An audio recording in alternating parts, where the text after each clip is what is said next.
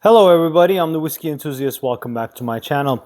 Today we have the last OSWA nomination videos. We have the best Scotch whiskey nominated ones. As I mentioned before in the first video, how funny, we started with a Ledaig, we're ending with a Ledaig. Is it a thing for to come? I don't know. Let's see.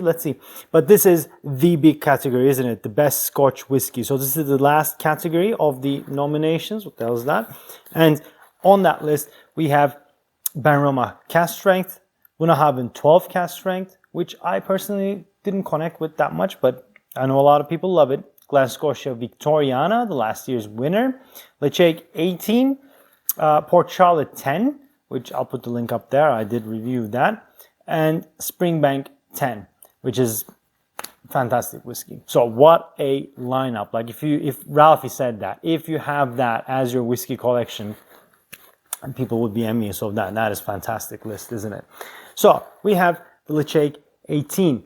Now I have a sample of it. I'll just show you there, but I'll put the bottle up here. This is just, so you can see, but there's no point. It is the same label. It's non-chill filtered, natural color, and bottled at 46.3% ABV, 16 years in ex-bourbon barrels, 2 years finishing in ex-sherry casks. Now, we did a tasting last year of Ledaigs. We had the Rioja, we had the 10, we had the Gordon MacPhail 12, we had this 18, and then we have the special, it comes with a wooden box, also from Ledaig, like not an independent bottler, 18 Spanish Oak, which I think spends more time in sherry casks. I'm not so sure, but I did not connect with this one, and I know a couple of people didn't as well. And someone else, the whiskey novice Jim, also said he didn't connect with it immediately. Then he revisited it and he actually enjoyed it. So here we are. I'm doing this review. Like I said, as with always, this is not my pick. This is what I have, this is what I can review, and it's a good excuse for me to revisit it for you and for me. So, too much rambling on. Let's dive into Ledaig 18, shall we? All right, on the nose. Wow, okay. So how am I going to explain this? Immediate note I got was something we call pastırma in Turkey. It's not like pastrami. I'll put a image up there somewhere. It has an outer layer of fat and herbs and spices, and if you eat it in summertime, you will sweat that smell for days to come. It's an expensive cut of meat. It's a cold cut, but people eat it in pastries, in next to eggs. Like it's versatile, but so dominant. So from that, I am gathering it is spicy, but also a little bit of sweet, but mostly meaty spice. Sour notes, a little bit of yeasty, fermenting fruits, dark cheese, dark smoky cheese. The smoke compared to Ledaig 10 is nearly non-existent. As with older whiskeys, as with older peated whiskeys, they get more subdued and adds nice layer of smoke rather than in your face, punch you in the face peat. Beautiful nose, flat coke, meaty, cold cuts, salami, pastrami.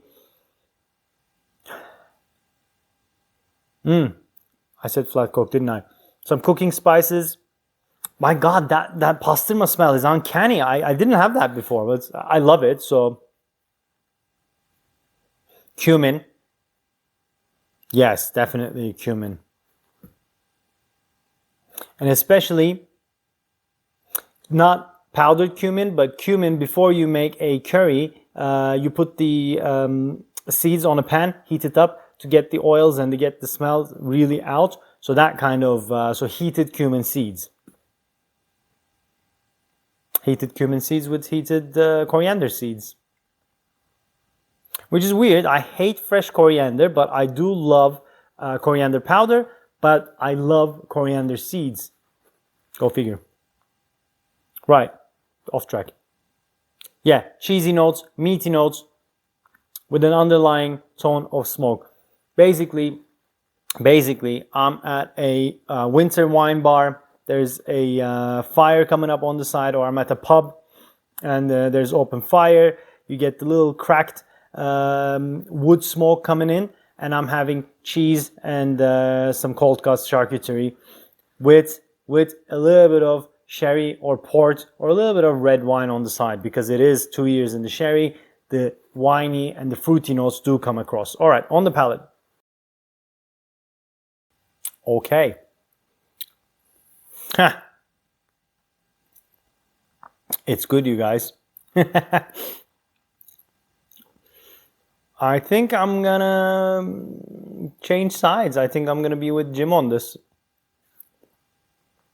The smoke will turn into bonfire smoke.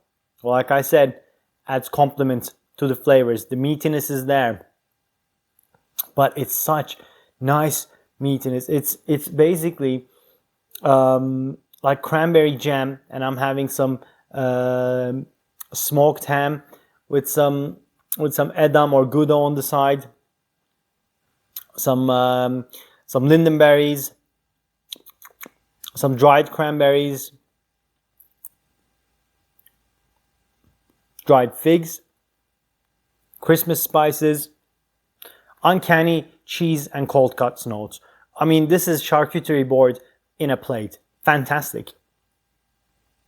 Oh, it's so sweet, but not sickly sweet. It's sweet and savory at the same time. It's, you know what? It's actually I get on the nose as well. The sweet chili sauce you get in the Asian restaurants, or in a glass tube.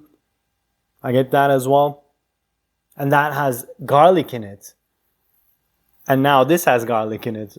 I love picking these notes up and then telling it to myself, and I'm like, oh yeah, I can have that. Obviously, there's no garlic in it, but it is, with any description, what it reminds you of. Fantastic. Wow. Oak spice adds such a layer to this already beautiful whiskey that it just brings it home. There's meaty notes out there. There's savory and sour cheesy notes out there. And then there's jammy notes, fruit, red fruit, chili jam. There's all those notes there.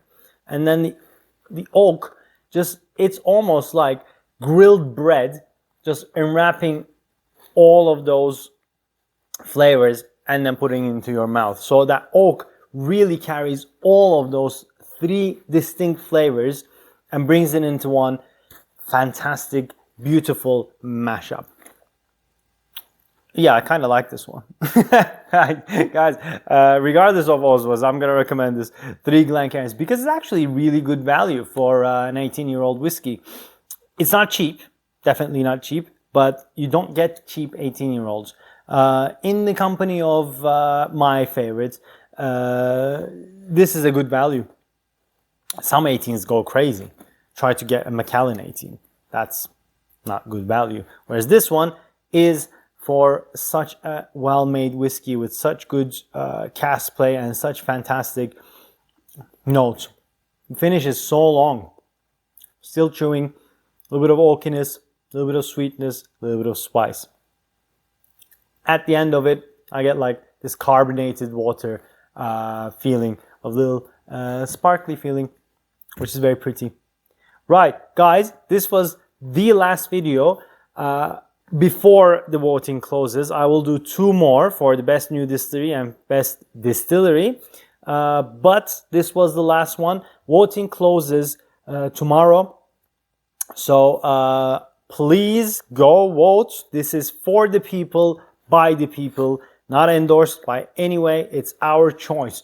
Pick your favorite from each category, and then there's a people's choice category as well. Make your voice heard. This is important. We are the drinkers. We are the consumers. We are who matter. We buy these things. So, all right, That's it from me. If you like this video, hit that like button. If you haven't already, please subscribe to my channel. It does mean a lot. And let me know what do you think of this. And I shall see you on the next one. Cheers, guys.